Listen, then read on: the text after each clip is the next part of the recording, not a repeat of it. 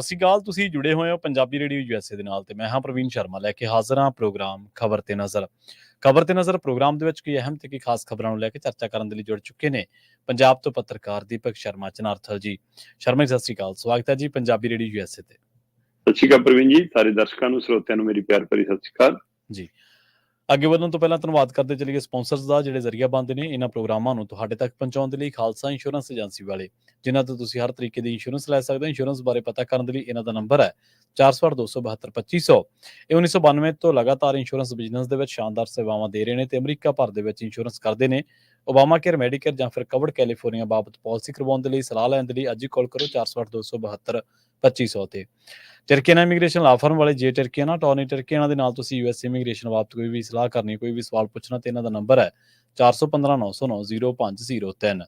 Gurdeep Singh Birdi ਕਲੋਵੀ, Satnam Singh ਸ਼ਿਰਗਿਲ Selma ਵਿਸਲਾ family, ਕਾਬਲ Singh Fresno, Mandeep Singh, Sandeep Kaur ਸੈਨ ਹੋਜ਼ੇ, Gurpal Singh Sacramento, Sarabjit Singh shocker ਟਰਲਕ ਤੇ ਕਮਲਜੀਤ ਸਿੰਘ ਮੱਖਣ ਦੌਲਤਪੁਰੀਆ ਸੈਂਟਰਲ ਵੈਲੀ ਤੋਂ। ਇਹਨਾਂ ਸਾਰੇ ਹੀ ਸਪਾਂਸਰਸ ਦਾ ਬਹੁਤ ਬਹੁਤ ਧੰਨਵਾਦ। ਤੇ ਜੇਕਰ ਤੁਸੀਂ ਵੀ ਪੰਜਾਬੀ ਰੇਡੀਓ USA ਦੇ ਇਹਨਾਂ ਪ੍ਰੋਗਰਾਮਾਂ ਨੂੰ ਸਪਾਂਸਰ ਕਰਨਾ ਚਾਹੁੰਦੇ ਹੋ ਤਾਂ ਸਟੂਡੀਓ ਦਾ ਨੰਬਰ ਹੈ 408-272-5200। ਅੱਜ ਦਾ ਇਹ ਖਬਰ ਤੇ ਨਜ਼ਰ ਪ੍ਰੋਗਰਾਮ ਸਾਲ 2024 ਦੀ 15 ਅਪ੍ਰੈਲ ਦਾ ਪ੍ਰੋਗਰਾਮ ਹੈ ਤੇ ਦਿਨ ਅੱਜ ਸੋਮਵਾਰ ਹੈ। ਸ਼ਰਮਾ ਜੀ, ਖਬਰਾਂ ਦੇ ਵੱਲ ਆਈਏ, ਸ਼ੁਰੂਆਤ ਕਰੀਏ ਜੋ ਸਿਆਸੀ ਤੌਰ ਤੇ ਵਾਪਰ ਹੈ ਤੇ ਜਿਹੜੀਆਂ ਸਰਗਰਮੀਆਂ ਤੇ ਹਮੇਸ਼ਾ ਲੋਕਾਂ ਦੀ ਅੱਖ ਤੇ ਕੰਨ ਦੋਵੇਂ ਟਿਕੇ ਰਹਿੰਦੇ ਨੇ। ਮਾਨ ਸਾਹਿਬ ਤੇ ਕੇਜਰੀਵਾਲ ਮੁਲਾਕਾਤ ਹੋਈ ਹੈ, ਪਰ ਮੁਲਾਕਾਤ ਕਹਿੰਦੇ ਗੱਲਾਂ ਡਲੇ ਦੀਆਂ, ਪਰ ਮੀਟਿੰਗਾਂ ਸ਼ੀਸ਼ੇ ਦੇ ਘਰ ਦੇ ਵਿੱਚ ਕਰਦੇ ਨੇ ਜੀ। ਬਿਲਕੁਲ ਪ੍ਰਵੀਨ ਜੀ, ਪੰਜਾਬ ਦੇ ਮੁੱਖ ਮੰਤਰੀ ਭਗਵੰਤ ਮਾਨ ਹੋਰੀ ਅਰਵਿੰਦ ਕੇਜਰੀਵਾਲ ਨੂੰ ਮਿਲਣ ਤੇ ਹੜ ਜੇਲ੍ਹ ਗਏ ਸੀ ਜੀ।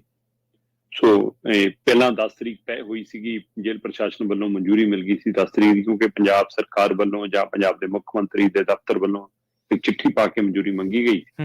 ਸੋ ਫਿਰ ਅਚਾਨਕ ਇੱਕ ਰਾਤ ਪਹਿਲਾਂ ਸੁਨੇਹਾ ਗਿਆ ਕਿ ਨਹੀਂ, ਸੁਰੱਖਿਆ ਦੇ ਹਵਾਲੇ ਨਾਲ ਅਸੀਂ ਇਹ ਮੁਲਾਕਾਤ ਨਹੀਂ ਕਰਾ ਸਕਦੇ ਜੀ। ਸੋ ਦੁਬਾਰਾ ਮੁਲਾਕਾਤ ਦੀ ਤਰੀਕ 15 ਅਪ੍ਰੈਲ ਤੈਅ ਹੁੰਦੀ ਹੈ ਤੇ ਪੰਜਾਬ ਦੇ ਮੁੱਖ ਮੰਤਰੀ ਭਗਵੰਤ ਮਾਨ ਸੰਦੀਪ ਪਾਠਕ ਨੂੰ ਨਾਲ ਲੈ ਕੇ ਅਰਵਿੰਦ ਕੇਜਰੀਵਾਲ ਦੀ ਨਾਲ ਮੁਲਾਕਾਤ ਕਰਨ ਲਈ ਤਿਹਾੜ ਜੇਲ੍ਹ ਪਹੁੰਚਦੇ ਨੇ ਤਾਂ ਬੜਾ ਸੁਰੱਖਿਆ ਦਾ ਹਮਲਾ ਫਾਲਾ ਸੀ। ਬਾਹਰ ਚਾਰੇ ਪਾਸੇ ਘੇਰਾਬੰਦੀ, ਬੜੀ ਤਕੜੀ ਸੁਰੱਖਿਆ, ਅੰਦਰ ਵੀ ਸਭ ਦੀ ਨਜ਼ਰ ਤੇ ਸਾਰਾ ਕੁਝ। ਤੇ 30 ਮਿੰਟ 29 ਮਿੰਟ ਕੁਝ ਸਕਿੰਟ ਦੀ ਕਹਿੰਦੇ ਮੁਲਾਕਾਤ ਸੀ ਜੀ।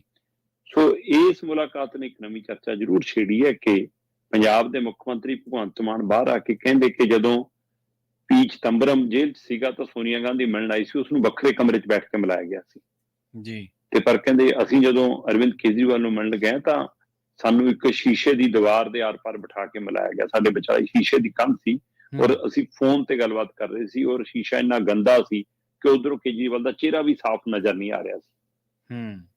ਸੋ ਇਸ ਗੱਲ ਨੇ ਸਵਾਲ ਪੈਦਾ ਕੀਤਾ ਕਿ ਜਿਹੜੇ ਡਾਇਲੋਗ ਮਾਰਦੇ ਹੁੰਦੇ ਸੀ, ਡਲਾ ਤੋਂ ਡਲਾ ਹੋਤਾ ਹੈ, ਕਿਧਰ ਸੇ ਵੀ ਚਲਾ ਹੋਤਾ ਹੈ, ਸੋ ਉਹ ਹੁਣ ਕਿਸਾਨੀ ਘੇਰਾਬੰਦੀ ਤੋਂ ਵੀ ਡਰ ਰਹੇ ਨੇ। ਉਹ ਪੰਜਾਬ 'ਚ ਕਿਸਾਨਾਂ ਦੇ ਸਵਾਲਾਂ ਦਾ ਵੀ ਕਰਦੇ ਨੇ, ਉਹ ਬੇਰੁਜ਼ਗਾਰ ਸਵਾਲ ਪੁੱਛਣਾ ਤਾਂ ਵੀ ਡੰਡੇ ਭਰਾਉਂਦੇ ਨੇ ਤੇ ਉਹ ਕਹਿੰਦੇ ਨੇ ਕਿ ਅਸੀਂ ਪੰਜਾਬ ਦੇ ਵਿੱਚ ਲੋਕਾਂ ਨੂੰ ਇਨਸਾਫ ਦਿਵਾਉਣ ਦੇ ਲਈ ਭ੍ਰਸ਼ਟ ਲੀਡਰਾਂ ਨੂੰ ਅੰਦਰ ਸੁੱਟ ਰਹੇ ਹਾਂ, ਸਾਡੀ ਵਿਜੀਲੈਂਸ ਇਮਾਨਦਾਰੀ ਨਾਲ ਕੰਮ ਕਰ ਰਹੀ ਹੈ।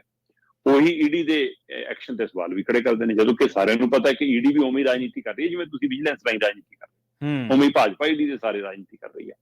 ਪਰ ਇਸ ਮਸਲੇ ਤੇ ਅੱਜ ਕੱਲ ਜਦੋਂ ਮਿਲ ਕੇ ਆਏ ਮੁੱਖ ਮੰਤਰੀ ਭਗਵੰਤ ਮਾਨ ਤਾਂ ਬੜੇ ਭਾਵੁਕ ਹੋ ਗਏ। ਕਹਿੰਦੇ ਜੀ ਸਾਨੂੰ ਸਾਹਮਣੇ ਬਿਠਾ ਕੇ ਵੀ ਨਹੀਂ ਮਿਲਣ ਦਿੱਤਾ, ਸਾਨੂੰ ਕੋਈ ਸ਼ਕਲ ਨਹੀਂ ਦਿਖਾਈ ਜੀ, ਸ਼ੀਸ਼ਾ ਜਾਣ ਕੇ ਗੰਦਾ ਜਿਹਾ ਸ਼ੀਸ਼ਾ ਲਾਤਾ ਜੀ ਸਾਡੇ ਵਿਚਾਲੇ, ਉਹ ਇੰਨਾ ਗੰਦਾ ਸੀਗਾ ਕਿ ਇੱਕ ਦੂਜੀ ਸ਼ਕਲ ਨਹੀਂ ਸਾਫ਼ ਦਿਖਦੀ ਸੀ, ਫੋਨ ਤੇ ਟੁੱਟੀ ਫੁੱਟੀ ਗੱਲ ਹੋਈ। ਪਰ ਕਹਿੰਦੇ ਜੀ ਕੇਜਰੀਵਾਲ ਜੀ ਤਾਂ ਮਤਲਬ ਬੜੇ ਕ੍ਰਿਮੀਨਲ ਰੂਪ ਦੇ ਵਿੱਚ ਉਹਨਾਂ ਨਾਲ ਵਿਵਹਾਰ ਕੀਤਾ ਜਾ ਰਿਹਾ ਜੇਲ੍ਹ ਦੇ ਅੰਦਰ। ਕਹਿੰਦੇ ਜਿਵੇਂ ਕ੍ਰਿਮੀਨਲ ਕੈਦੀ ਨਾਲ ਹੁੰਦਾ, ਜਿਵੇਂ ਹਾਰਡਕੋਰ ਕੈਦੀ ਨਾਲ ਹੁੰਦਾ, ਜਿਵੇਂ ਅੱਤਵਾਦੀ ਨਾਲ ਹੁੰਦਾ। ਭਗਵੰਤ ਮਾਨ ਹੋਰੀ ਕਹਿੰਦੇ ਕਿ ਅਰਵਿੰਦ ਕੇਜਰੀਵਾਲ ਨਾਲ ਵਿਵਹਾਰ ਤਾਂ ਕ੍ਰਿਮੀਨਲ ਵਾਲੇ ਕੈਦੀ ਵਜੋਂ ਕੀਤਾ ਜਾ ਰਿਹਾ, ਠੀਕ ਹੈ, ਪਰ ਸਹੂਲਤਾਂ ਉਹਨਾਂ ਨੂੰ ਕ੍ਰਿਮੀਨਲ ਵਾਲੀਆਂ ਵੀ ਨਹੀਂ ਦਿੱਤੀਆਂ ਜਾ ਰਹੀਆਂ। ਮਤਲਬ ਹੋਰ ਨਾਰਮਲ ਕੈਦੀਆਂ ਵਾਲੀਆਂ ਸਹੂਲਤਾਂ ਕੀ ਦੇਣੀਆਂ, ਕਹਿੰਦੇ ਕਿ ਉਹਨਾਂ ਨੂੰ ਤਾਂ ਮਤਲਬ ਕਿ ਕ੍ਰਿਮੀਨਲ ਵਾਲੀਆਂ ਸਹੂਲਤਾਂ ਵੀ ਨਹੀਂ ਮਿਲ ਰਹੀਆਂ। ਜਦੋਂ ਕਿ ਜੇਲ੍ਹ ਦੇ ਅਧਿਕਾਰੀਆਂ ਦਾ ਕਹਿਣਾ ਕਿ ਅਸੀਂ ਜੇਲ੍ਹ ਮੈਨੂਅਲ ਦੇ ਹਿਸਾਬ ਨਾਲ ਉਹਨੂੰ ਸਾਰਾ ਕੰਬਲ, ਚਾਦਰ, ਦਰੀ, ਸਰਾਣਾ, ਘੜਾ, ਪਾਣੀ, ਇਹ ਉਹ ਸਾਰਾ ਕੁਝ ਦਿੱਤਾ ਹੋਇਆ। ਸੋ ਸਾਡੇ ਵੱਲੋਂ ਤਾਂ ਸਾਰਾ ਕੁਛ ਹੈ, ਉਸਨੂੰ ਅਖਬਾਰ ਕਿਤਾਬ ਪੜ੍ਹਨ ਦੀ ਸਾਰਾ ਕੁਝ ਸਹੂਲਤ ਹੈ। ਸੋ ਇਸ ਲਈ ਕਹਿੰਦੇ ਕਿ ਇਹ ਸਾਡੇ ਦੇ ਬੇਮਤਲਬ ਦੇ ਦੋਸ਼ ਨੇ। ਫਿਰ ਮੁੱਖ ਮੰਤਰੀ ਭਗਵੰਤ ਮਾਨ ਕਹਿੰਦੇ ਮੈਂ ਗਿਆ ਸੀ ਕੇਜਰੀਵਾਲ ਦਾ ਹਾਲ ਪੁੱਛਣ ਜੀ, ਪਰ ਕਹਿੰਦੇ ਕਿ ਮੈਨੂੰ ਪੁੱਛਣੇ ਨਹੀਂ ਦਿੱਤਾ ਉਹਨਾਂ ਨੇ ਹਾਲ ਚਾਲ। ਉਹ ਤਾਂ ਕੇਜਰੀਵਾਲ ਜੀ ਪੰਜਾਬ ਬਾਰੇ ਹੀ ਪੁੱਛਦੇ ਰਹੇ, पंजाब की हालत कैसी है, पंजाब में पानी सही मिल रहा है, लोगों को बिजली सही मिल रही है, पंजाब में मोहल्ला क्लिनिक अच्छे चल रहे हैं, मंडियों में किसानों की फसल तो नहीं रुल रही। कहते वो तो सारा पंजाब का ही हाल पूछते। सो पूरा मतलब कि ਇਸ ਜੇਲ੍ਹ ਦੀ ਮੁਲਾਕਾਤ ਨੂੰ ਵੀ ਚੋਣ ਪ੍ਰਚਾਰ ਦੀ ਰੈਲੀ ਵਜੋਂ ਮੀਡੀਆ 'ਚ ਵਰਤਿਆ। ਠੀਕ ਹੈ ਜੀ। ਮੌਕਾ ਕੋਈ ਖੁੰਝਣ ਨਹੀਂ ਦਿੰਦੇ ਸਾਡੇ ਸਿਆਸੀ ਲੀਡਰ ਨਾ। ਹੂੰ। ਸੋ ਇਹ ਸਾਰੇ ਪਹਿਲੂ ਦੇ ਦਰਮਿਆਨ ਕੱਲ 15 ਅਪ੍ਰੈਲ ਸੀ। ਠੀਕ ਹੈ ਜੀ। ਤੇ ਨਿਆਇਕ ਹਿਰਾਸਤ ਦੀ ਤਰੀਕ 15 ਅਪ੍ਰੈਲ ਤੱਕ ਸੀ। 1 ਅਪ੍ਰੈਲ ਨੂੰ ਨਿਆਇਕ ਹਿਰਾਸਤ 'ਚ ਗਏ ਸੀ। ਵੈਸੇ 21 ਮਾਰਚ ਦੀ ਗ੍ਰਿਫਤਾਰੀ ਆ, ਪਰ 1 ਅਪ੍ਰੈਲ ਨੂੰ ਉਹਨੂੰ ਨਿਆਇਕ ਹਿਰਾਸਤ 14 ਦਿਨਾਂ ਲਈ ਭੇਜਤਾ ਸੀ। ਜੋ 15 ਅਪ੍ਰੈਲ ਤੱਕ ਉਹ ਸੀ ਤੇ ਕੱਲ ਦੁਬਾਰਾ ਦਿੱਲੀ ਦੀ ਅਦਾਲਤ ਦੀ ਸੁਣਵਾਈ ਹੁੰਦੀ ਹੈ ਤੇ ਉਹ ਸੁਣਵਾਈ ਤੇ ਫੈਸਲਾ ਹੁੰਦਾ ਕਿ ਹਾਂਜੀ 23 ਤੱਕ ਇਹਨਾਂ ਦੀ ਨਿਆਇਕ ਹਿਰਾਸਤ ਵਧਾ ਦਿੱਤੀ ਗਈ ਹੈ। ਸੋ ਇਸ ਲਈ ਹੁਣ ਫਿਲਹਾਲ ਅਜੇ ਮਤਲਬ ਕਿ 23 ਅਪ੍ਰੈਲ ਤੱਕ ਉਹ ਅੰਦਰ ਹੀ ਰਹਿਣਗੇ। ਦੂਸਰੇ ਪਾਸੇ ਇੱਕ ਇਹਨਾਂ ਦੀ ਪਟੀਸ਼ਨ ਇਹਨਾਂ ਨੇ ਕੇਜਰੀਵਾਲ ਦੀ ਟੀਮ ਨੇ ਸੁਪਰੀਮ ਕੋਰਟ 'ਚ ਪਾਈ ਹੋਈ ਸੀ ਕਿ ਸਾਡੀ ਜ਼ਮਾਨਤ ਗੈਰ ਕਾਨੂੰਨੀ ਹੈ ਜੀ, ਸਾਡੀ ਗ੍ਰਿਫਤਾਰੀ ਗੈਰ ਕਾਨੂੰਨੀ ਹੈ ਜੀ, ਸਾਨੂੰ ਜ਼ਮਾਨਤ ਨਹੀਂ ਦਿੰਦੇ ਜੀ, ਜਾਂ ਸਾਨੂੰ ਗਲਤ ਢੰਗ ਨਾਲ ਨਿਆਇਕ ਹਿਰਾਸਤ 'ਚ ਰੱਖਿਆ ਜੀ।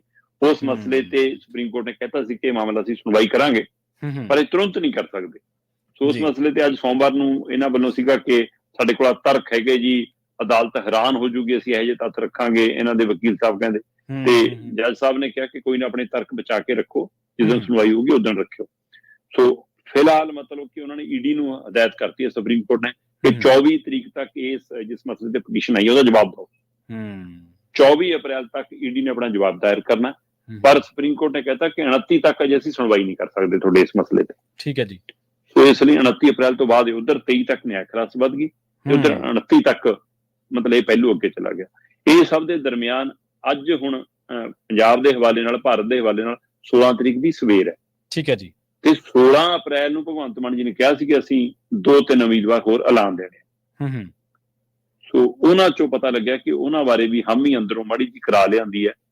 ਸੋ ਅੱਜ 2 ਨਾਮ ਤਾਂ ਕਹਿੰਦੇ ਕਿ ਸ਼ਾਇਦ ਅੱਜ ਹੀ ਐਲਾਨ ਹੋ ਜਾਣ, ਜਿਨ੍ਹਾਂ ਚੋਂ ਇੱਕ ਨਾਮ ਜਲੰਧਰ ਤੋਂ ਪਵਨ ਟੀਨੂ ਦਾ ਤੇ ਦੂਸਰਾ ਨਾਮ ਲੁਧਿਆਣੇ ਤੋਂ ਜਸਵੀਰ ਸਿੰਘ ਜੱਸੀ ਖੰਗੂੜਾ ਦਾ, ਜਿਹੜੇ ਕਾਂਗਰਸ ਦੇ 2 ਵਾਰ ਐਮਐਲਏ ਰਹੇ ਨੇ ਕਿਲਾ ਰਾਏਪੁਰ ਤੋਂ, ਹੈ ਨਾ। ਤੇ ਉਹ ਜਸਵੀਰ ਸਿੰਘ ਜੱਸੀ ਖੰਗੂੜਾ ਕਹਿੰਦੇ ਜੀ ਲੁਧਿਆਣਾ ਤੋਂ ਆਮ ਆਦਮੀ ਪਾਰਟੀ ਦੇ ਉਮੀਦਵਾਰ ਹੋ ਸਕਦੇ ਨੇ ਲੋਕ ਸਭਾ ਦੇ, ਤੇ ਪਵਨ ਟੀਨੂ ਜਲੰਧਰ ਤੋਂ। ਇਹ 2 ਸੀਟਾਂ ਐਲਾਨਣੀਆਂ ਲਗਭਗ ਤੈਅ ਨੇ। ਗੁਰਦਾਸਪੁਰ ਨੂੰ ਲੈ ਕੇ ਕਹਿੰਦੇ ਜੀ ਚਰਚਾ ਜ਼ਰੂਰ ਹੈਗੀ ਆ ਕਿ ਉਧਰ ਜੀ ਗੁਰਦਾਸਪੁਰ ਦੇ ਵਿੱਚ ਜਗਰੂਪ ਸਿੰਘ ਸੇਖਵਾਂ ਹੋਰਾਂ ਦਾ ਮੁੰਡਾ, ਉਹਨੂੰ ਟਿਕਟ ਮਿਲ ਸਕਦੀ ਹੈ, ਪਰ ਉੱਥੋਂ ਰਮਨ ਬਹਿਲ ਹੋਰੀ ਵੀ ਆਮ ਆਦਮੀ ਪਾਰਟੀ ਵੱਲੋਂ ਦਾਅਵੇਦਾਰ ਨੇ। ਸੋ ਆਮ ਆਦਮੀ ਪਾਰਟੀ ਨੇ ਜੇ 4 ਸੀਟਾਂ ਐਲਾਨਣੀਆਂ ਨੇ, ਸੋ ਉਹਨਾਂ ਚੋਂ 3 ਇਹ ਨੇ ਤੇ ਚੌਥੀ ਜੋ ਤੱਕ ਮੇਰਾ ਖਿਆਲ ਹੈ ਕਿ ਸ਼ਾਇਦ ਫਿਰੋਜ਼ਪੁਰ ਅਜੇ ਰਹਿੰਦੀ ਹੈ ਉਹਨਾਂ ਦੀ। ਠੀਕ ਹੈ ਜੀ। ਇਸ ਲਈ ਇਹ 4 ਸੀਟਾਂ ਦੇ ਉੱਤੇ ਉਹਨਾਂ ਚੋਂ ਅੱਜ 3 ਇਹ ਸ਼ਾਇਦ ਅੱਜ ਐਲਾਨ ਹੋ ਜਾਣ। ਜੀ ਸ਼ਰਮਾ ਜੀ, ਇੱਕ ਗੱਲ ਹੋਰ ਵੀ ਹੈ ਨਾ, ਜਦੋਂ ਤੁਸੀਂ ਇਹ ਕਹਿ ਕੇ ਸਿਆਸਤ ਦੇ ਪਿੜ ਦੇ ਵਿੱਚ ਆਉਣੇ ਆ ਕਿ ਅਸੀਂ ਸਿਆਸੀ ਜੋ ਗੰਦ ਖਿਲ ਰਿਹਾ, ਜੋ ਕੂੜਾ ਖਿਲ ਰਿਹਾ, ਜੋ ਚਿੱਕੜ ਹੈ, ਉਹਨੂੰ ਅਸੀਂ ਸਾਫ਼ ਕਰਨਾ ਹੈ, ਤੇ ਸਾਨੂੰ ਇਹ ਚੀਜ਼ਾਂ ਸਾਫ਼ ਨਜ਼ਰ ਆਉਂਦੀਆਂ ਹੁੰਦੀਆਂ ਕਿ ਕਿਹੜੀਆਂ ਚੀਜ਼ਾਂ ਸਾਫ਼ ਕਰਨ ਵਾਲੀਆਂ, ਕਿਹੜੀਆਂ ਨਹੀਂ। ਫਿਰ ਹੀ ਅਸੀਂ ਲੋਕਾਂ ਨੂੰ ਦੱਸਦੇ ਨਾ ਕਿ ਅਸੀਂ ਆਹ ਸਾਫ਼ ਕਰਨਾ। ਇੱਕ ਪਾਸੇ ਤੁਸੀਂ ਸੰਘਰਸ਼ ਦੀ ਗੱਲ ਕਰਦੇ ਹੋ, ਜੱਦੋ-ਜਹਿਦ ਦੀ ਗੱਲ ਕਰਦੇ ਹੋ ਕਿ ਸਾਡੀ ਪਾਰਟੀ ਇਹਨਾਂ ਚੀਜ਼ਾਂ ਚੋਂ ਨਿਕਲੀ ਹੈ, ਇਹਨਾਂ ਆਹ ਅਸੀਂ ਮਰਹਲੇ ਦੇਖੇ ਹੈ। ਦੂਜੇ ਪਾਸੇ ਇੱਕ ਮੁਲਾਕਾਤ ਵੀ ਜਿਹੜੀ ਚਲੋ ਹੋ ਗਈ ਹੈ ਜਾਂ ਨਹੀਂ ਵੀ ਹੋ ਸਕਦੀ ਸੀ, ਉਸ ਮੁਲਾਕਾਤ ਦੇ ਵਿੱਚ ਵੀ ਤੁਸੀਂ ਉਹ ਗੱਲਾਂ ਕਰਨ ਦੀ ਬਜਾਏ ਕਿ ਲੋਕਾਂ ਨੂੰ ਇਹ ਆਪਣੀ ਬੇਗੁਨਾਹੀ ਸਾਬਤ ਕਰਨ ਵਾਲੀ ਗੱਲ ਵਾਲੇ ਪਾਸੇ ਜਾਣ ਦੀ ਬਜਾਏ ਤੁਸੀਂ ਚੀਜ਼ਾਂ ਚਲਾ ਰਹੇ ਹੋ ਕਿ ਜੀ ਫਲਾਂ ਬੰਦਾ ਮਿਲਿਆ ਸੀ, ਆਏ ਹੋਇਆ ਸੀ, ਫਲਾਂ ਬੰਦਾ ਮਿਲਿਆ ਸੀ, ਕਿ ਹਰ ਸਿਆਸੀ ਜੋ ਨਕਸ਼ੇ ਤੇ ਵਾਪਰ ਰਿਹਾ ਹੁੰਦਾ ਕਿ ਚੀਜ਼ਾਂ ਹਰ ਘਟਨਾ ਨੂੰ ਦੂਜੀ ਘਟਨਾ ਨਾਲ ਰਿਲੇਟ ਕੀਤਾ ਜਾ ਸਕਦਾ ਹੈ। ਤੁਸੀਂ ਤਾਂ ਵੀ ਕਹਿੰਦੇ ਸੀ ਟਿਕਟਾਂ ਸੀ ਕਿ ਫਲਾਣੇ ਚੱਕੀ ਵਾਲੇ ਦੇਾਂਗੇ, ਫਲਾਣੇ ਵਾਲੇ ਦੇਂਗੇ। ਅੱਜ ਇੰਪੋਰਟਿੰਗ ਹੋ ਰਹੀ ਹੈ ਦੂਜੀਆਂ ਪਾਰਟੀਆਂ ਦੇ ਵਿੱਚੋਂ ਖੜੇ ਤੱਕ ਸਾਰੀਆਂ। ਹਾਂਜੀ, ਆਮ ਆਦਮੀ ਪਾਰਟੀ ਦੀਆਂ ਤੇ ਭਾਜਪਾ ਦੀਆਂ 90% ਟਿਕਟਾਂ ਆਈ ਨੇ ਬਾਹਰਲਿਆਂ ਨੂੰ ਨੇ। ਹਾਂਜੀ ਹਾਂ, ਪੰਜਾਬ 'ਚ ਝਾਤ ਮਾਰ ਕੇ ਦੇਖੋ ਨਾ, ਆਪਣਾ ਸਟਾਫ ਕਿੱਥੇ ਆ ਤੁਹਾਡੇ ਕੋਲ। ਬਿਲਕੁਲ, ਗੱਲਾਂ ਸੰਘਰਸ਼ ਦੀਆਂ ਕਰਨੀਆਂ ਤੇ ਫੈਸਿਲਿਟੇਟ ਤੁਹਾਨੂੰ ਕੀਤਾ ਨਹੀਂ ਜਾ ਰਿਹਾ, ਇਹਦੇ ਰੋਣੇ ਰੋਣਾ। ਸੋ ਇਹਦੇ 'ਚ ਕਿਤੇ ਨਾ ਕਿਤੇ ਤਾਂ ਫਰਕ ਹੈ ਤੁਹਾਡੇ ਜੋ ਮਾਈਂਡ ਸੈਟ ਦੇ ਵਿੱਚ ਚੱਲ ਰਿਹਾ ਜਾਂ ਜੋ ਤੁਸੀਂ ਸ਼ਬਦੀ ਰੂਪ ਦੇ ਵਿੱਚ ਬਾਹਰ ਕੱਢ ਰਹੇ ਹੋ। ਅਗਲੀ ਖਬਰ ਦੇ ਵੱਲ ਵਧ ਗਏ। ਗੱਲ ਤੁਸੀਂ ਪਵਨ ਟੀਨੂ ਨੂੰ ਵਿੱਚ ਦੀ ਛੋਇਆ ਸੀਗਾ ਥੋੜਾ ਜਿਹਾ, ਇਸੇ ਮਸਲੇ ਨੂੰ ਆਪਾਂ ਅੱਗੇ ਤੁਰ ਗਏ। ਪਵਨ ਟੀਨੂ ਕਹਿੰਦੇ ਪੱਕੇ ਕੋਕੇ ਜੜ ਕੇ ਗਿਆ ਪਾਰਟੀ 'ਚ। ਦੇਖੋ ਬਿਲਕੁਲ, ਪਵਨ ਟੀਨੂ ਹੋਰੀ ਬਹੁਜਨ ਸਮਾਜ ਪਾਰਟੀ ਤੋਂ ਆਪਣਾ ਸਫ਼ਰ ਸ਼ੁਰੂ ਕਰਦੇ ਨੇ ਜੀ, ਤੇ ਫਿਰ ਅਕਾਲੀ ਦਲ ਚ ਆਉਂਦੇ ਨੇ, ਤੇ ਉਸ ਤੋਂ ਬਾਅਦ ਫਿਰ ਮਤਲਬ ਕਿ ਹੁਣ ਆਮ ਆਦਮੀ ਪਾਰਟੀ ਸ਼ਾਮਲ ਹੋ ਗਏ ਨੇ। ਪਵਨ ਟੀਨੂ ਨੇ ਮੇਰੇ ਖਿਆਲ ਬਹੁਜਨ ਸਮਾਜ ਪਾਰਟੀ ਤੋਂ 3 ਚੋਣਾਂ ਲੜੀਆਂ ਨੇ, 1997 ਦੀ, 2002 ਦੀ। ਇਹ ਦੋਏ ਉਹਨਾਂ ਨੇ ਜਲੰਧਰ ਸਾਊਥ ਤੋਂ ਲੜੀਆਂ ਤੇ ਪਰ ਹਾਰ ਗਏ। ਫਿਰ 2004 ਦੀ ਉਹਨਾਂ ਨੇ ਲੋਕ ਸਭਾ ਚੋਣ ਲੜੀ ਸੀ ਬਹੁਜਨ ਸਮਾਜ ਪਾਰਟੀ ਤੋਂ, ਫਲੋਰ ਤੋਂ। ਉਸ ਸਮੇਂ ਉਸ ਦਾ ਹਲਕਾ ਸੀਗਾ, ਤੇ ਤਦ ਵੀ ਉਹ ਉੱਥੋਂ ਨਹੀਂ ਜਿੱਤ ਸਕੇ। ਠੀਕ ਹੈ ਜੀ। ਪਰ ਫਿਰ ਉਸ ਤੋਂ ਬਾਅਦ ਉਹਨਾਂ ਨੇ ਰੁਖ ਕਰ ਲਿਆ ਮਤਲਬ ਕਿ ਅਕਾਲੀ ਦਲ ਦਾ ਜੀ ਤੇ 2012 ਦੀ ਉਹਨਾਂ ਨੇ ਵਿਧਾਨ ਸਭਾ ਚੋਣ ਲੜੀ ਤੇ ਆਦਮਪੁਰ ਤੋਂ ਤੇ ਜਿੱਤ ਗਏ। ਪਰ ਉਸ ਤੋਂ ਬਾਅਦ 2014 ਦੀ ਐਮਐਲਏ ਹੁੰਦਿਆਂ ਹੀ ਉਹਨਾਂ ਨੇ ਲੋਕ ਸਭਾ ਚੋਣ ਲੜੀ ਤੇ ਉਹ ਹਾਰ ਗਏ ਜਲੰਧਰ ਤੋਂ। ਉਸ ਤੋਂ ਬਾਅਦ ਫਿਰ 2017 ਦੇ ਵਿੱਚ ਉਹ ਐਮਐਲਏ ਬਣੇ ਦੁਬਾਰਾ ਆਦਮਪੁਰ ਤੋਂ ਤੇ ਪਰ 2022 ਦੇ ਵਿੱਚ ਚੋਣ ਹਾਰ ਗਏ। ਸੋ ਇਸ ਵਾਰ ਫਿਰ ਅਕਾਲੀ ਦਲ ਵੱਲੋਂ ਉਹਨਾਂ ਦਾ ਨਾਮ ਕਹਿੰਦੇ ਪਹਿਲੀ ਸੂਚੀ ਚ ਆਉਣਾ ਤੈਅ ਸੀਗਾ ਕਿ ਹਾਂ ਉਹਨਾਂ ਨੂੰ ਜਲੰਧਰ ਤੋਂ ਟਿਕਟ ਦੇ ਦੇਣੀ ਆ ਅਕਾਲੀ ਦਲ ਨੇ। ਠੀਕ ਹੈ ਜੀ। ਸੋ ਪਰ ਉਸ ਦਰਮਿਆਨ ਹੀ ਇਹ ਰੌਲਾ ਪੈਣ ਲੱਗ ਗਿਆ ਕਿ ਉਹ ਤਾਂ ਆਮ ਆਦਮੀ ਪਾਰਟੀ ਚੱਲੇ ਤੇ ਪਵਨ ਟੀਨੂ 2 ਦਿਨ ਪਹਿਲਾਂ ਬਿਆਨ ਦਿੰਦੇ ਨੇ ਕਿ ਇਹ ਮੇਰੇ ਕਿਰਦਾਰ ਨੂੰ ਖਰਾਬ ਕੀਤਾ ਜਾ ਰਿਹਾ ਜੀ, ਮੇਰੀ ਦਿੱਖ ਨੂੰ ਢਾਹ ਲਾਈ ਜਾ ਰਹੀ ਹੈ ਜੀ, ਇਹੋ ਜਿਹਾ ਕੋਈ ਮਸਲਾ ਨਹੀਂ। ਤੇ ਪਰ ਜਦੋਂ ਕਿ ਖਬਰ ਇਹ ਆ ਗਈ ਸੀ ਕਿ ਤਾਲਮੇਲ ਹੋ ਚੁੱਕਿਆ ਤੇ ਪਵਨ ਟੀਨੂ ਚੰਡੀਗੜ੍ਹ ਪਹੁੰਚਦੇ ਨੇ, ਮੁੱਖ ਮੰਤਰੀ ਭਗਵੰਤ ਮਾਨ ਹੋਰੀ ਉਹਨਾਂ ਦੇ ਗਲ 'ਚ ਆਮ ਆਦਮੀ ਪਾਰਟੀ ਵਾਲਾ ਪਰਨਾ ਪਾ ਕੇ ਉਹਨਾਂ ਨੂੰ ਸ਼ਾਮਲ ਕਰਦੇ ਨੇ, ਗੁਲਦਸਤਾ ਦਿੰਦੇ ਨੇ, ਸਿਰਾਂ ਨਾਲ ਸਿਰ ਜੋੜ ਕੇ ਫੋਟੋ ਖਿਚਾਉਂਦੇ ਨੇ ਤੇ ਪਾਰਟੀ 'ਚ ਰਲੇਵਾਂ ਹੋ ਗਿਆ। ਹਾਂਜੀ ਹਾਂਜੀ ਬਿਲਕੁਲ। ਤੇ ਪਵਨ ਟੀਨੂ ਹੋਰੀ ਕਹਿੰਦੇ ਹੁਣ ਕੱਚੇ ਖਿਲਾੜੀ ਨਹੀਂ ਰਹੇ। ਇੱਕ ਗੱਲ ਤਾਂ ਇਹ ਹੈ ਕਿ ਉਹ ਬਹੁਜਨ ਸਮਾਜ ਪਾਰਟੀ ਜਿਹੜੀ ਨਰਸਰੀ ਹੈ ਇੱਕ ਲੀਡਰਸ਼ਿਪ ਪੈਦਾ ਕਰਨ ਦੀ, ਖਾਸ ਕਰਕੇ ਆਮ ਗਰੀਬ ਤਬਕਾ, ਕਮਜ਼ੋਰ ਵਰਗ, ਉਹਨਾਂ ਦੀ ਲੀਡਰਸ਼ਿਪ ਦੀ ਉੱਥੋਂ ਪੈਦਾ ਹੋ ਕੇ ਆਏ ਨੇ। ਸੋ ਇਸ ਲਈ ਉਸ ਨਰਸਰੀ ਦਾ ਫਾਇਦਾ ਉਹਨਾਂ ਨੂੰ ਅਕਾਲੀ ਦਲ 'ਚ ਆ ਕੇ ਮਿਲਿਆ ਤੇ ਫਿਰ ਅਕਾਲੀ ਦਲ 'ਚ ਹੋਰ ਤਿਕੜਮਬਾਜ਼ੀ ਵਾਲੀ ਰਾਜਨੀਤੀ ਵੀ ਸਿੱਖਣ 'ਚ ਮਾਹਰ ਹੋ ਗਏ ਤੇ ਉੱਥੋਂ ਨਿਕਲ ਕੇ ਹੁਣ ਜਦੋਂ ਆਮ ਆਦਮੀ ਪਾਰਟੀ 'ਚ ਗਏ ਨੇ ਤਾਂ ਫਿਰ ਕਹਿੰਦੇ ਕੱਚੇ ਕੋਕੇ ਨਹੀਂ ਜੜ ਕੇ ਗਏ, ਪੱਕੇ ਕੋਕੇ ਜੜ ਕੇ ਗਏ ਨੇ ਜੀ। ਕਹਿੰਦੇ ਜੀ ਮੈਂ ਤਾਂ ਆਊਂਗਾ, ਤੁਸੀਂ ਮੈਨੂੰ ਟਿਕਟ ਦੇ ਰਹੇ ਹੋ? ਕਹਿੰਦੇ ਜੀ ਟਿਕਟ ਦੇਣ ਲਈ ਉਹ ਬੁਲਾ ਰਹੇ ਹਾਂ। ਠੀਕ ਹੈ ਜੀ। ਕਹਿੰਦੇ ਸਾਨੂੰ ਮਸਲਾ ਹੀ ਆਈ ਹੈ ਕਿ ਜਿਹਨੂੰ ਪਿਛਲੀ ਵਾਰ ਟਿਕਟ ਦੇ ਕੇ ਐਮਪੀ ਬਣਾਏ ਸਾਡਾ ਤਾਂ ਉਹ ਨਹੀਂ ਰਿਹਾ, ਇਸ ਲਈ ਸਾਨੂੰ ਟਿਕਟ ਵਾਲੇ ਬੰਦੇ ਦੀ ਭਾਲ ਹੈ। ਤਾਂ ਉਧਰ ਨੂੰ ਵੀ ਚੱਲੇ ਸੀਗੇ ਕਿ ਚੌਧਰੀ ਸੰਤੋਖ ਹੋਰਾਂ ਦੇ ਪਰਿਵਾਰ ਕੰਨੀ ਨੂੰ ਤੇ ਪਰ ਕਹਿੰਦੇ ਕਿ ਉਹਨਾਂ ਨੂੰ ਕਾਂਗਰਸ ਉਸ ਸਮੇਂ ਰੋਕ ਗਈ ਤੇ ਚੌਧਰੀ ਸੰਤੋਖ ਹੋਰਾਂ ਦਾ ਪਰਿਵਾਰ ਭਾਜਪਾ ਕੰਨੀ ਨੂੰ ਝੁਕਣ ਲੱਗਿਆ ਸੀ, ਪਰ ਭਾਜਪਾ ਪਹਿਲੇ ਸ਼ਸ਼ੀ ਰਿੰਕੂ ਨੂੰ ਲਿਜਾ ਚੁੱਕੀ ਸੀ। ਸੋ ਇਸ ਲਈ ਆਮ ਆਦਮੀ ਪਾਰਟੀ ਵਾਲਾ ਉਹਨਾਂ ਕੋਲ ਅਜੇ ਕੋਈ ਇਹੋ ਜਿਹਾ ਬਦਲ ਬਚ ਨਹੀਂ ਰਿਹਾ ਸੀਗਾ ਕਿ ਉਹ ਕੀ ਕਰਨ। ਤੇ ਕਹਿੰਦੇ ਇਸ ਦੌਰਾਨ ਹੁਣ ਪਤਾ ਲੱਗ ਰਿਹਾ ਕਿ ਕਾਂਗਰਸ ਚੌਧਰੀ ਪਰਿਵਾਰ ਨੂੰ ਕਹਿੰਦੀ ਹਾਲੇ ਹੁਸ਼ਿਆਰਪੁਰ ਵਿਹਲਾ ਪਿਆ, ਅਸੀਂ ਤੁਹਾਨੂੰ ਉੱਥੋਂ ਦੇ ਦਾਂਗੇ ਤੇ ਉਹਨਾਂ ਦੇ ਨਾਲ ਇਹ ਜੋੜ ਤੋੜ ਚੱਲ ਰਿਹਾ। ਤੇ ਇਸ ਲਈ ਪਵਨ ਟੀਨੂ ਹੋਰੀ ਕਹਿੰਦੇ ਜੀ ਤੁਹਾਡੇ ਲਈ ਆਮ ਆਦਮੀ ਪਾਰਟੀ ਕਹਿੰਦੀ ਤੁਹਾਡੇ ਲਈ ਤਾਂ ਪਵਨ ਟੀਨੂ ਜੀ ਜਲੰਧਰ ਪੱਕਾ ਰੱਖਿਆ ਹੋਇਆ ਸੀ। ਅੱਛਾ। ਕਹਿੰਦੇ ਠੀਕ ਹੈ ਜੀ। ਕਹਿੰਦੇ ਜੀ ਮੈਂ ਤਾਂ ਅਗਲੀਆਂ 2 ਗੱਲਾਂ ਕਰਨੀਆਂ। ਕਹਿੰਦੇ ਜੀ ਭਗਵੰਤ ਮਾਨ ਹੋਰੀ ਕਹਿੰਦੇ ਕਿ ਦੱਸੋ?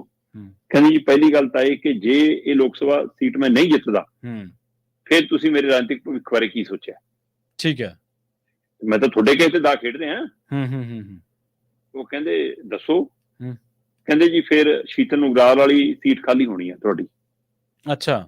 ਉਹਦੇ ਪਰ ਜਿਮਨੀ ਚੋਣ ਹੋਊਗੀ ਕਿਉਂਕਿ ਉਹ ਅਸਤੀਫਾ ਦੇ ਕੇ ਹੀ ਦੂਸਰੀ ਪਾਰਟੀ 'ਚ ਐਮਐਲਏ ਗਏ ਨੇ ਨਾ। ਉਹ ਤਾਂ ਹੋਣੀ ਜਿੱਦਣ ਅਸਤੀਫਾ ਮਨਜ਼ੂਰ ਹੋ ਗਿਆ 6 ਮਹੀਨੇ ਦੇ ਅੰਦਰ ਚੋਣ ਕਰਾਉਣੀ ਪਊਗੀ। ਤਾਂ ਹਲੇ ਨਾਲ ਨਹੀਂ ਕਰਾਉਣਾ ਚਾਹੁੰਦਾ ਆਮ ਆਦਮੀ ਪਾਰਟੀ ਸਰਕਾਰ, ਨਹੀਂ ਕਰਾਉਣਾ ਚਾਹੁੰਦੀ ਕਿ ਨਾਲ ਇਹੋ ਜਿਹੇ, ਇਸ ਲਈ ਅਸਤੀਫੇ ਮਨਜ਼ੂਰ ਨਹੀਂ ਹੋਏ।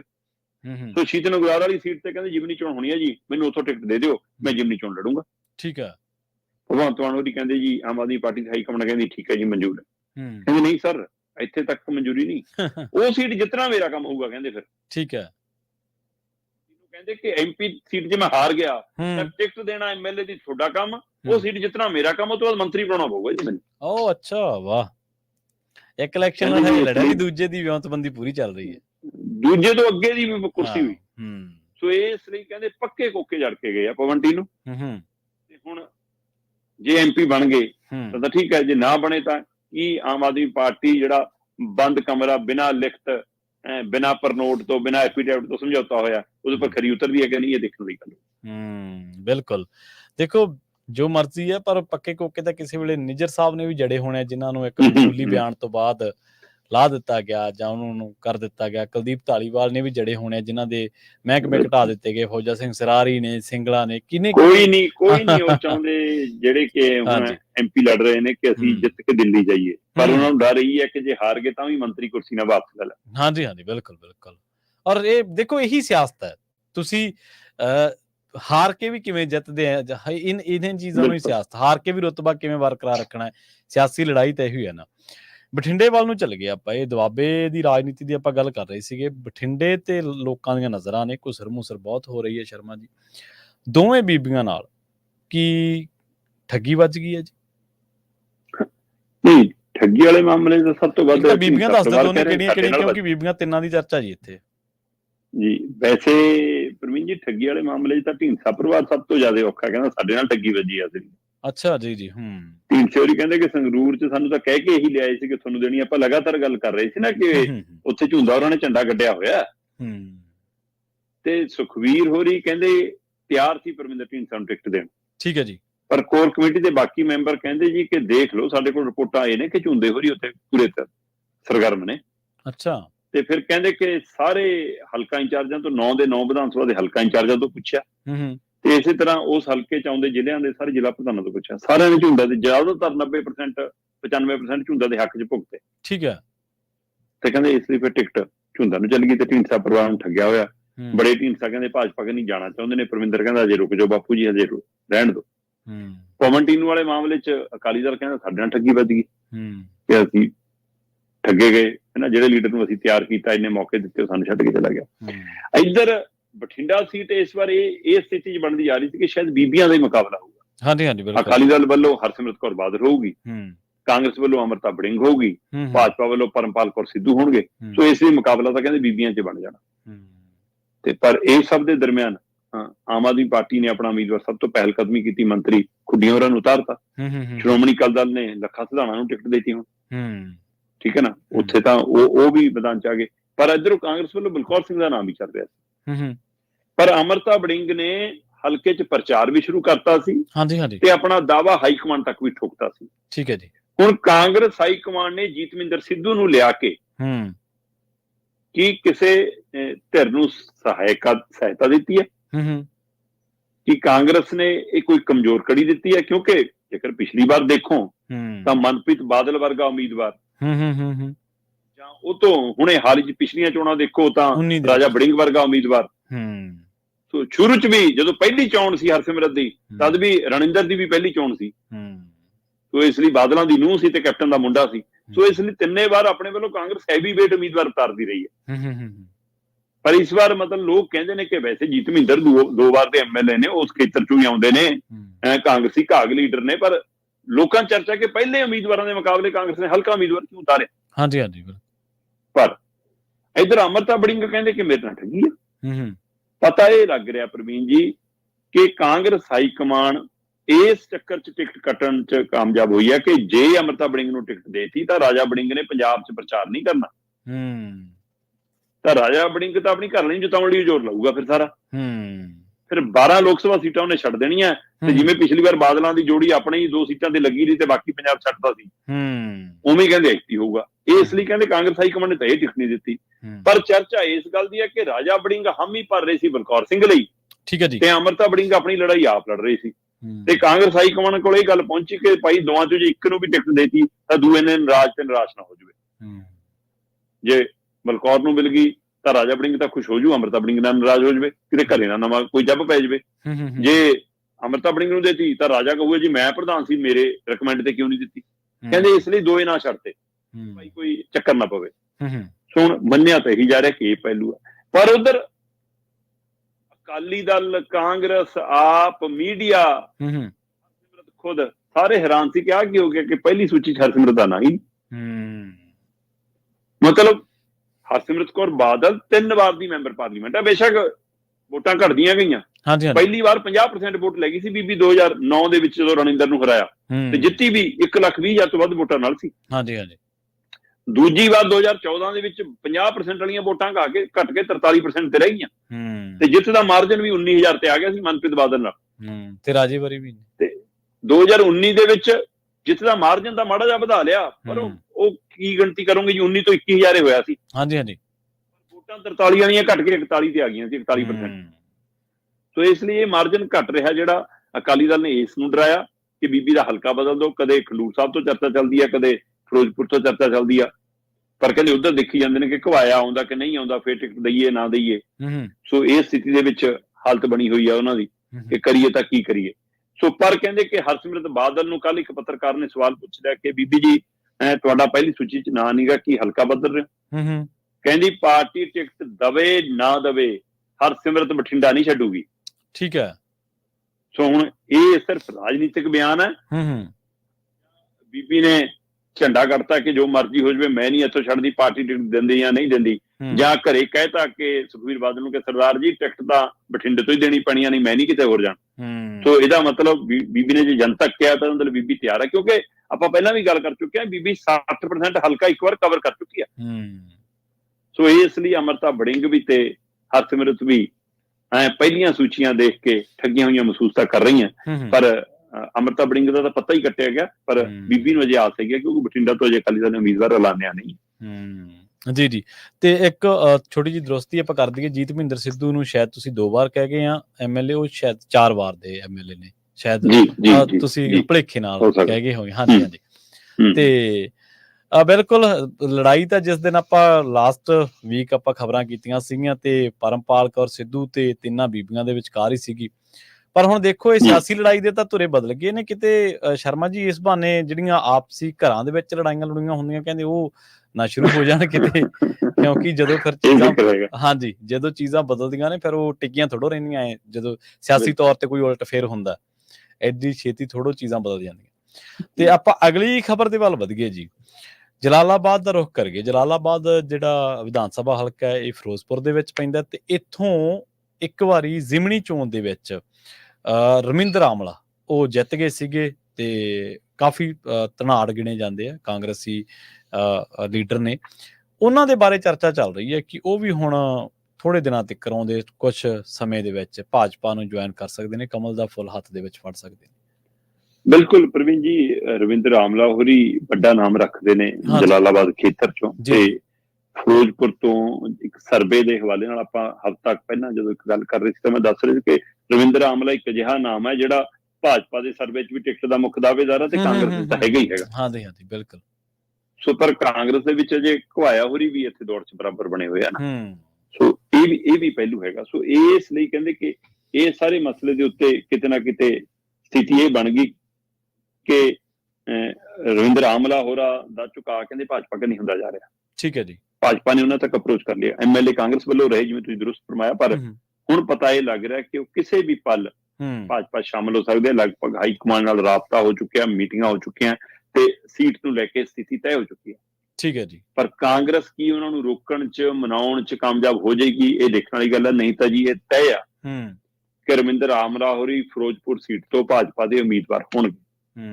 ਤੁਸੀਂ ਹੈਰਾਨ ਹੋਵੋਗੇ ਪ੍ਰਵੀਨ ਜੀ ਇਸ ਗੱਲ ਨੂੰ ਸੁਣ ਕੇ ਕਿ ਸਰਵੇ ਦੇ ਵਿੱਚ ਭਾਜਪਾ ਕਹਿੰਦੀ ਸੀ ਕਿ ਜੇ ਰਵਿੰਦਰ ਆਮਲਾ ਨੂੰ ਟਿਕਟ ਮਿਲਦੀ ਹੈ ਤਾਂ ਉਹ ਨੰਬਰ 1 ਆ, ਕਾਂਗਰਸ ਕਹਿੰਦੀ ਜੇ ਰਵਿੰਦਰ ਆਮਲਾ ਨੂੰ ਟਿਕਟ ਮਿਲਦੀ ਹੈ ਤਾਂ ਨੰਬਰ 1 ਆ, ਤੇ ਅਕਾਲੀ ਦਲ ਵੱਲੋਂ ਕਹਿੰਦੇ ਸੁਖਬੀਰ ਬਾਦਲ ਇਸ ਵਾਰ ਲੜਨਾ ਨਹੀਂ ਚਾਹੁੰਦੇ ਉੱਥੋਂ। ਉਹਨਾਂ ਨੇ ਕਿਹਾ ਕਿ ਇੱਕੋ ਟਿਕਟ ਦੇਵਾਂਗੇ, ਤੇ ਜੇ ਬੀਬੀ ਨੂੰ ਵੀ ਉੱਥੇ ਨਹੀਂ ਭੇਜਦੇ ਤਾਂ ਕਹਿੰਦੇ ਕਿ ਅਕਾਲੀ ਦਲ ਵੀ ਸੋਚਦਾ ਜੇ ਰਵਿੰਦਰ ਆਮਲਾ ਸਾਡੇ ਕੰਨੀ ਆ ਜਾਵੇ। ਅੱਛਾ। ਤੇ ਆਪ ਦੀ ਨਜ਼ਰਾਂ ਵੀ ਰਵਿੰਦਰ ਆਮਲਾ ਤੇ ਹੈਗੀਆਂ ਕਹਿੰਦੇ ਅਜੇ ਵੀ। ਸੋ ਫਿਰੋਜ਼ਪੁਰ ਸੀਟ ਅਜੇ ਸਾਰਿਆਂ ਲਈ ਖਾਲੀ ਪਈ ਹੈ ਲਗਭਗ। ਹਾਂਜੀ ਹਾਂਜੀ ਤਕਰੀਬਨ ਸਹੀ ਹੈ ਬਿਲਕੁਲ। ਸੋ ਇਸ ਲਈ ਪਰ ਖਬਰ ਇਹ ਨਿਕਲ ਰਹੀ ਹੈ ਕਿ ਰਵਿੰਦਰ ਆਮਲਾ ਭਾਜਪਾ ਦੇ ਪੂਰੀ ਤਰ੍ਹਾਂ ਸੰਪਰਕ ਨਾਲ ਕਿਤੇ ਵੀ ਭਾਜਪਾ ਜੁਆਇਨ ਕਰਕੇ ਉਮੀਦਵਾਰੀ ਟਿਕਟ ਲੈ ਕੇ ਆ ਸਕਦੇ। ਪਰ ਭਾਜਪਾ ਕੋਲ ਤਾਂ ਰਾਣਾ ਗੁਰਮੀਤ ਸੋਢੀ ਵੀ ਹੈ, ਉਹ ਵੀ ਇੱਥੋਂ ਦਾਅਵੇਦਾਰ ਚੰਗੇ ਹੋਣਗੇ ਟਿਕਟ ਦੇ, ਉਹਨਾਂ ਦੀ ਵੀ ਦਾਅਵੇਦਾਰੀ ਤਾਂ ਹੋਣਗੇ ਨਹੀਂ, ਪਰ ਕਈ ਵਾਰ ਲੜਨਾ ਨਹੀਂ ਚਾਹੁੰਦੇ। ਬੀਬੀ ਜਗੀਰ ਕੌਰ ਨੇ ਆਪੇ ਸਾਫ਼ ਕਹਿਤਾ ਕਿ ਮੈਂ ਨਹੀਂ ਲੜਨਾ। ਸੋ ਇਸ ਲਈ ਕਈ ਵਾਰ ਇਹ ਵੀ ਹੁੰਦਾ ਕਿ ਨਹੀਂ ਆਪਾਂ ਲੜਨੀ ਚਾਹੁੰਦੇ। ਪਰ ਤੁਸੀਂ ਕਿਸਮਤ ਦੇਖੋ ਸਿਆਸਤਦਾਨਾਂ ਦੀ, ਕਿਸੇ ਨੂੰ ਮੰਗੇ ਤੋਂ ਵੀ ਟਿਕਟ ਨਹੀਂ ਤੇ ਕਿਸੇ ਨੂੰ ਸਾਰੇ ਪਾਸੇ ਆਫਰ ਆ। ਨਹੀਂ ਕਿਸਮਤ ਦੀ ਗੱਲ ਕੀ ਕਰਦੇ ਹੋ। ਮੈਂ ਕੱਲ ਬੀਬੀ ਕਿਰਨਜੋਤ ਕੌਰ ਹੋਰਾਂ ਦਾ ਇੱਕ ਟਿੱਪਣੀ ਪੜ੍ਹ ਰਿਹਾ ਸੀਗਾ, ਉਹ ਕਹਿੰਦੀ ਕਿ ਦਿਨ ਦੇਖੋ ਕਹੇ ਜੇ ਆ ਗਏ ਸਿਆਸਤ 'ਚ। ਪੰਥਕ ਪਰਿਵਾਰ ਦੇ ਪਿਛੋਕੜ ਵਾਲਾ ਮੁੰਡਾ ਤਰਨਜੀਤ ਸੰਧੂ ਕਹਿੰਦੇ ਭਾਜਪਾ ਵੱਲੋਂ ਉਮੀਦਵਾਰ ਆ, ਤੇ ਸੰਘ ਦੇ ਪਿਛੋਕੜ ਵਾਲਾ ਅਨਿਲ ਜੋਸ਼ੀ ਪੰਥਕ ਪਾਰਟੀ ਅਕਾਲੀ ਦਲ ਵੱਲੋਂ ਉਮੀਦਵਾਰ ਅੰਮ੍ਰਿਤਸਰ ਤੋਂ। ਕਹਿੰਦੇ ਦਿਨ ਦੇਖੋ ਕਹੇ ਜਾ ਕੇ। ਦਿਨ ਦੇਖੋ ਕਹੇ ਜਾ ਕੇ, ਬਿਲਕੁਲ ਸਹੀ, ਬਿਲਕੁਲ ਬਿਲਕੁਲ।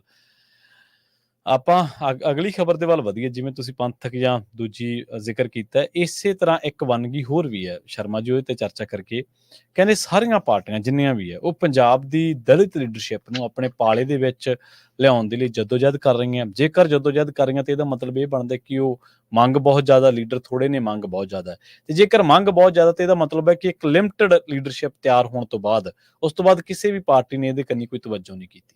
ਜੀ ਬਿਲਕੁਲ ਪ੍ਰਵੀਨ ਜੀ, ਮਸਲਾ ਹੀ ਆ। ਵੈਸੇ ਤਾਂ ਅੱਜ ਜਿਹੜਾ ਰੁਝਾਨ ਆ ਉਹ ਤਾਂ ਸਾਰੀਆਂ ਪਾਰਟੀਆਂ 'ਚ ਹਰ ਤਰ੍ਹਾਂ ਦਾ ਲੀਡਰ ਦਲ ਬਦਲ ਲਈ ਕਾਲਾ। ਜੀ ਜੀ। ਇੱਕ ਹੁੰਦਾ ਹੈ ਕਿ ਲੀਡਰ ਆਪ ਪਾਰਟੀ ਛੱਡ ਕੇ ਜਾ ਰਿਹਾ ਹੈ, ਨਾਰਾਜ਼ਗੀ ਕਾਰਨ ਛੱਡ ਕੇ ਜਾ ਰਿਹਾ ਹੈ ਨਾ, ਕੋਈ ਟਿਕਟ ਨਾ ਮਿਲਣ ਕਰਕੇ ਛੱਡ ਕੇ ਜਾ ਰਿਹਾ। ਇੱਕ ਹੈ ਕਿ ਤੈਅ ਕਰਕੇ ਅਸੀਂ ਚੱਕ ਕੇ ਲਿਆਉਣਾ, ਕਿਆ ਲੀਡਰ ਚੱਕ ਕੇ ਲਿਆਉਣਾ।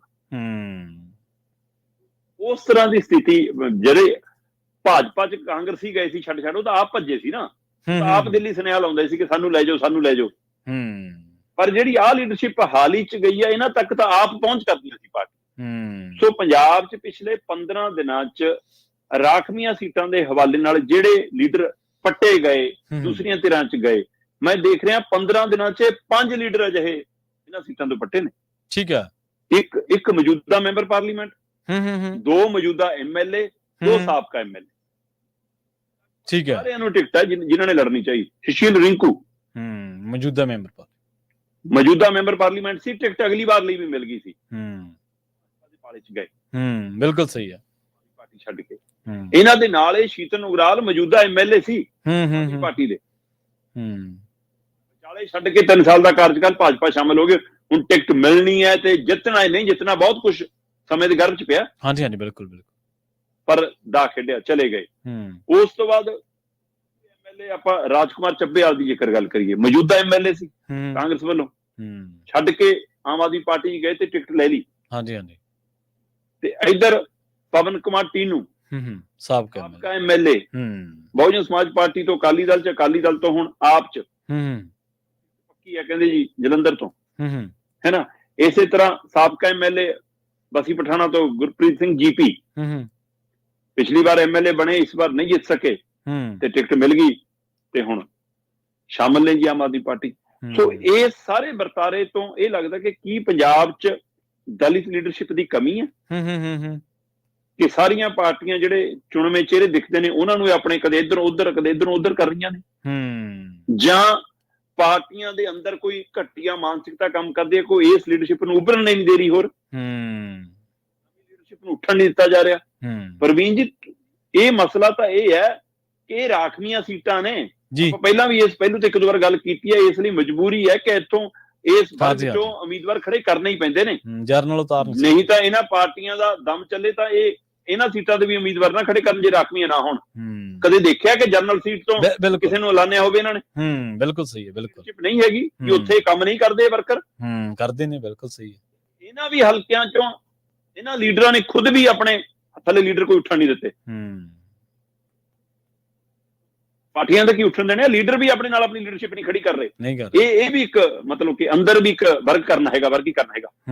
ਸੋ ਇਸ ਲਈ ਇਸ ਪਹਿਲੂ ਦੇ ਉੱਤੇ ਅਹਿਮ ਪੱਖ ਹੈ ਕਿ ਹਾਂ, ਪੰਜਾਬ ਦੇ ਵਿੱਚ ਕੀ ਦਲਿਤ ਲੀਡਰਸ਼ਿਪ ਦੀ ਕਮੀ ਹੈ ਜਾਂ ਦਲਿਤ ਲੀਡਰਸ਼ਿਪ ਨੂੰ ਕਮਜ਼ੋਰ ਕੀਤਾ ਜਾ ਰਿਹਾ ਕਿ ਸਿਰਫ ਇੱਧਰ ਉੱਧਰ ਲਿਆਓ ਤੇ ਉੱਧਰ ਲਿਆਓ, ਉਹੀ ਘੁੰਮਦੇ ਰਹਿਣ ਚਿਹਰੇ। ਬਿਲਕੁਲ ਸਹੀ ਹੈ। ਸੋ ਇਹ ਨਵੇਂ ਚਿਹਰਿਆਂ ਨੂੰ ਉੱਭਰ ਦਿੱਤਾ ਜਾ ਰਿਹਾ, ਅਹਿਮ ਪਹਿਲੂ ਹੈ। ਦੇਖੋ, ਇੱਕ ਤਾਂ ਸ਼ਰਮਾ ਜੀ ਵਿਦਿਆਰਥੀ ਚੋਣਾਂ ਦਾ ਨਾ ਹੋਣਾ ਇਹਦੇ ਚ ਬਹੁਤ ਵੱਡਾ ਕਾਰਨ ਹੈ। ਕਾਲਜ ਯੂਨੀਵਰਸਿਟੀਆਂ ਦੇ ਵਿੱਚੋਂ ਇਸ ਤਰ੍ਹਾਂ ਦੇ ਨਿਕਲਦੇ ਸੀ। ਓਵਰਆਲ ਪੰਜਾਬ ਦੀ ਰਾਜਨੀਤੀ ਦੇ ਲਈ ਕਮਜ਼ੋਰ ਕੜੀ ਹੈ ਕਿ ਤੁਹਾਡੇ ਕੋਲ ਧਰਾਤਲ ਦੀ ਲੀਡਰਸ਼ਿਪ ਨਹੀਂ ਉੱਪਰ ਪਾ ਰਹੀ ਜਦੋਂ ਤੱਕ ਚੋਣਾਂ ਨਹੀਂ ਹੋਣਗੀਆਂ। ਉਸ ਚੋਂ ਹਰ ਵਰਗ ਦਾ, ਹਰ ਧਿਰ ਦਾ, ਹਰ ਤਰ੍ਹਾਂ ਦਾ ਨੁਮਾਇੰਦਾ ਉੱਠ ਕੇ ਆਏਗਾ। ਬਿਲਕੁਲ ਪੰਜਾਬ ਦੀ ਨੁਮਾਇੰਦਗੀ ਕਰੇਗਾ। ਹੋਣੀ ਚਾਹੀਦੀ ਹੈ, ਚੋਣਾਂ ਜ਼ਰੂਰ ਹੋਣੀ ਚਾਹੀਦੀ। ਤੁਸੀਂ ਦੇਖੋ, ਇਹਨਾਂ ਚੋਣਾਂ ਦੀ ਬਦੌਲਤ ਹੀ ਹੈ ਨਾ ਕਿ ਜਿਹੜਾ ਕਨਈਆ ਕੁਮਾਰ ਹੈ ਉਹ ਵਿਦਿਆਰਥੀ ਪੋਲਿਟਿਕਸ ਦੇ ਵਿੱਚੋਂ ਨਿਕਲਿਆ ਨਾ, ਵਿਦਿਆਰਥੀ ਰਾਜਨੀਤੀ ਦੇ ਵਿੱਚੋਂ ਨਿਕਲਿਆ। ਚੰਡੀਗੜ੍ਹ ਦੀ ਯੂਨੀਵਰਸਿਟੀ ਦੀ ਗੱਲ ਕਰ ਲਓ, ਅੱਜ ਦੇ ਮਾਲਵਿੰਦਰ ਕੰਗ ਹੋਣੀ ਉੱਥੋਂ ਹੀ ਸਾਰੇ ਆਏ ਨੇ। ਇਹ ਕੁਲਤਾਰ ਸਿੰਘ ਕਿੰਨੇ ਨੇ, ਮਨਜੀਤ ਤਿਵਾੜੀ ਹੋਣੀ ਉੱਥੋਂ ਨੇ, ਜਗਮੀਤ ਬਰਾੜ ਹੋਣੀ ਉੱਥੋਂ ਨੇ, ਪ੍ਰਤਾਪ ਸਿੰਘ ਬਾਜਵਾ ਹੋਣੀ ਵਿਦਿਆਰਥੀ ਰਾਜਨੀਤੀ ਤੋਂ ਸਰਕਾਰ ਨੇ ਲਗਾਤਾਰ ਹੈ ਨਾ। ਇਹ ਸਾਰੇ ਹੀ ਮਤਲਬ ਫਤਿਹਗੜ੍ਹ ਸਾਹਿਬ ਤੋਂ ਐਮਐਲਏ ਰਹੇ ਨੇ ਕਾਂਗਰਸ ਵਾਲੇ ਜਿਹੜੇ ਪਿੱਛੇ, ਕੁਲਜੀਤ ਨਾਗਰਾ ਉਹ ਹੈ ਨਾ, ਹਰਿਆਣੇ ਦੇ ਕਿੰਨੇ ਲੀਡਰ, ਕੁਲਜੀਤ ਨਾਗਰਾ ਹੋਰੀ, ਕਿੰਨੇ ਲੀਡਰਸ਼ਿਪ ਆ ਜਿਹੜੀ ਏਦਾਂ ਯੂਨੀਵਰਸਿਟੀ ਚੋਂ ਨਿਕਲੀ ਆ, ਚੰਦੂ ਮਾਜਰੇ ਹੋਰੀ। ਹਾਂਜੀ, ਬਿਲਕੁਲ ਸਾਰੇ। ਤੇ ਦੂਜੀ ਗੱਲ ਇਹ ਹੈ ਸ਼ਰਮਾ ਜੀ ਕਿ ਤੁਸੀਂ ਦੇਖੋ ਕਿ ਅੱਜ ਵੈਬ ਮੀਡੀਆ ਦਾ ਕਿੰਨਾ ਦੌਰ ਚੱਲਿਆ ਔਰ ਤਕਰੀਬਨ ਹਰ ਮੀਡੀਆ ਜਾਂ ਹਰ ਕੋਈ ਅਦਾਰਾ ਚਰਚਾ ਕਰਾਉਂਦਾ, ਉਹਦੇ ਵਿੱਚ ਬੁਲਾਰਿਆਂ ਦੀ ਲੋੜ ਹੁੰਦੀ ਹੈ। ਬੁਲਾਰਿਆਂ ਦੀ ਲੋੜ ਦੇ ਬਾਵਜੂਦ ਅੱਜ ਮੈਨੂੰ ਲੱਗਦਾ ਕਿ ਸਾਰੀਆਂ ਪਾਰਟੀਆਂ ਕੋਲੇ ਕੋਈ 3-4 ਬੁਲਾਰਿਆਂ ਤੋਂ ਬਿਨਾਂ ਕੋਈ ਹੋਰ ਟੀਵੀ ਵਾਲਾ ਬੁਲਾਰਾ ਵੀ ਚੰਗਾ ਕੋਈ ਹੋਊਗਾ ਜਿਹਨੂੰ ਪਾਰਟੀ ਦੇ ਬਾਰੇ ਨੌਲੇਜ ਹੋਵੇ। ਨਹੀਂ ਹੈਗਾ, ਉਹੀ ਰਿਪੀਟ ਹੋ ਰਹੇ ਨੇ, 5-6 ਫੇਸ ਆਪਾਂ ਦੇਖਦੇ ਆ। ਤੇ ਇਹਦੇ ਬਾਵਜੂਦ ਵੀ ਲੋੜ ਨਹੀਂ ਮਹਿਸੂਸ ਕੀਤੀ ਗਈ ਕਿ ਯਾਰ ਕੋਈ ਐਸੀ ਲੀਡਰਸ਼ਿਪ ਤਿਆਰ ਹੋਵੇ ਜਿਹੜੀ ਪਾਰਟੀ ਦਾ ਪੱਖ, ਪਾਰਟੀ ਦੀ ਸਿਧਾਂਤ, ਪਾਰਟੀ ਦੀ ਵਿਚਾਰਧਾਰਾ ਲੋਕਾਂ ਦੇ ਵਿੱਚ ਔਨ ਸਕਰੀਨ ਰੱਖ ਸਕੇ। ਜੇ ਚੋਣਾਂ ਨਹੀਂ ਹੋ ਰਹੀਆਂ ਤਾਂ ਤੁਸੀਂ ਆਪਣੀਆਂ ਵਰਕਸ਼ਾਪੇ ਲਾ ਲਓ ਕੋਈ। ਹਾਂਜੀ, ਬਿਲਕੁਲ। ਪਾਰਟੀਆਂ ਵੀ ਆਪਣੀ ਕੋਈ ਸਕੂਲਿੰਗ ਨਹੀਂ ਕਰਾਉਂਦੀਆਂ ਕਿ ਪੁਰਾਣੇ ਜਿਹੜੇ ਬਜ਼ੁਰਗ ਲੀਡਰ ਘਰੇ ਬੈਠ ਕੇ ਤੁਹਾਡੇ ਪੰਜਾਬ ਦੌਰੇ ਤੇ ਇਸੇ ਕੰਮ ਲਈ ਭੇਜ ਦਿਓ। ਆਪਣੇ ਘਟਨਾਕ੍ਰਮ, ਆਪਣੇ ਹਵਾਲੇ, ਆਪਣੇ ਕਹਾਣੀਆਂ, ਆਪਣਾ ਦੌਰ ਸੁਣਾ ਕੇ ਨਵੀਂ ਲੀਡਰਸ਼ਿਪ ਵਿੱਚ ਕੋਈ हाँ जी, ਚੇਤਨਾ ਪੈਦਾ ਕਰ ਦੇਣ, ਪੈਦਾ ਪਰ ਉਹ ਕਰ ਕੀਤੀ ਹੋਈ ਨਹੀਂ ਜਾ ਰਹੀ ਕੋਸ਼ਿਸ਼, ਹੂੰ। ਕਿਸੇ ਪਾਰਟੀ ਵੱਲੋਂ ਵੀ ਨਹੀਂ ਇਹ ਪਹਿਲ ਕਦਮੀ। ਜੀ, ਜੀ। ਸ਼ਰਮਾ ਜੀ, ਇਹਨਾਂ ਖਾਸ ਖਬਰਾਂ ਤੇ ਖਾਸ ਜਾਣਕਾਰੀਆਂ ਦੇ ਲਈ ਤੁਹਾਡਾ ਬਹੁਤ-ਬਹੁਤ ਧੰਨਵਾਦ ਜੀ। ਬਹੁਤ ਸ਼ੁਕਰੀਆ। ਜੀ। ਪ੍ਰੋਗਰਾਮ ਖਬਰ ਤੇ ਨਜ਼ਰ ਨੂੰ ਆਪਾਂ ਇੱਥੇ ਹੀ ਸਮਾਪਤ ਕਰਾਂਗੇ। ਤੁਹਾਡਾ ਸਾਰਿਆਂ ਦਾ ਵੀ ਬਹੁਤ ਧੰਨਵਾਦ। ਸਤਿ ਸ਼੍ਰੀ ਅਕਾਲ। ਜੁੜੇ ਰਹੋ ਪੰਜਾਬੀ ਰੇਡੀਓ USA ਦੇ ਨਾਲ।